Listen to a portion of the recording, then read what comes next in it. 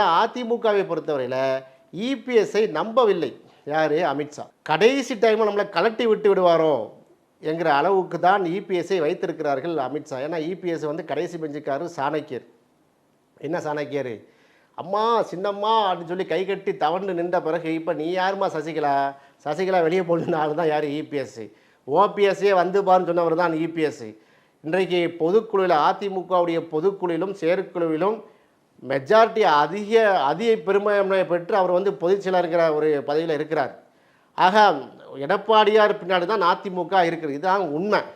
2024 தேர்தலில் பார்த்தீங்கன்னா கலட்டி விட்டார்ல நாடாளுமன்ற தேர்தலில், அதுபோல் வந்து நடந்துவிடக்கூடாது என்று பார்க்கிறார்கள். ஒருவேளை அப்படி நடந்தால் இபிஎஸ் வந்து கடைசி நேரத்தில் தேர்தல் வந்து அறிவிக்கப்பட்ட பிறகு, எலெக்ஷன் கமிஷன் ஆஃப் இந்தியா வந்து சட்டங்களை அமல்படுத்தப்பட்ட பிறகு, அதுக்கு பிறகு ரெட்டலையை முடக்க முடியாது. அதற்கு பிறகு இபிஎஸ் உடைய கேஸை தட்டி தூக்க முடியாது. அது எலெக்ஷன் கமிஷன் தான் பவரில் வந்துடும், கவர்மெண்ட்டு பவரில் இருக்காது. அந்த டைமில் பிஜேபிக்கு ஒரு 15 சீட்டு தான் தருவோம், 10 சீட்டு தான் தருவோம் என்று சொல்லி இபிஎஸ் வந்து அவருடைய சாணக்கியத்தனத்தால் கலட்டி விட்டான்னு வைங்க.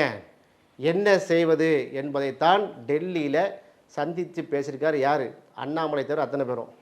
தமிழிசை சவுந்தரராஜன், அண்ணன் நயினார் நாகேந்திரன், எல்லாம் அமர் பிரசாத் ரெட்டி, அந்த டீம், ஆர்எஸ்எஸ் டீம் எல்லாம், பொன்னார், அனைத்து சீனியர்களும் வந்து அழைத்து தமிழ்நாட்டு தலைவர்கள் எல்லாம் கொண்டு உட்கார வைத்து கொண்டு அமித்ஷா அந்த கேள்வியை கேட்டிருக்காரு.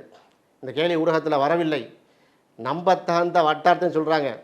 ஒருவேளை நீங்கள் வந்து இபிஎஸ் அப்படி பண்ணால் நம்ம என்ன செய்யணும், உங்களுக்கு என்ன திட்டம் இருக்கிறது, நீங்கள் என்ன வேலை பார்த்துருக்குறீங்க அப்படின்னு கேட்கும்போது தான் சவுத்தில் வந்து இபிஎஸ்க்கு என்னல்ல பெரிய செல்வாக்கு இல்லை, அங்கே முக்குளத்தோர் வாக்கில் வந்து இபிஎஸ்ஸால் வென்றெடுக்க முடியாது, அங்கே இருக்கக்கூடிய ஒரு சில இண்டிவிஜுவல்ஸ், இப்போ திருநெல்வேலி மாவட்டத்தை எடுத்துக்கிட்டிங்கன்னா எஸ்ஐகி சுப்பியார், அந்த தென்காசி, அதுபோல் தூத்துக்குடி மாவட்டத்தில் கடம்பூர் ராஜு, இது போன்ற ஆட்களை தான் வைத்திருக்கிறார். முக்குளத்தோர் வாக்குகள் யார் பின்னாடி இருக்குன்னா ஓபிஎஸ் டிடிவி சசிகலா பின்னாடி தான் இருக்கிறதுங்கிறதெல்லாம் சொல்லியிருக்கிறார்கள். எனவே இப்போதே இந்த வேலையை பார்த்துருவோம், செங்கோட்டையனை வந்து என்ன செய்வோம், புஷ் பண்ணுவோம் என்று சொல்லி அமித்ஷா செய்ததாக தகவல் வருகிறது.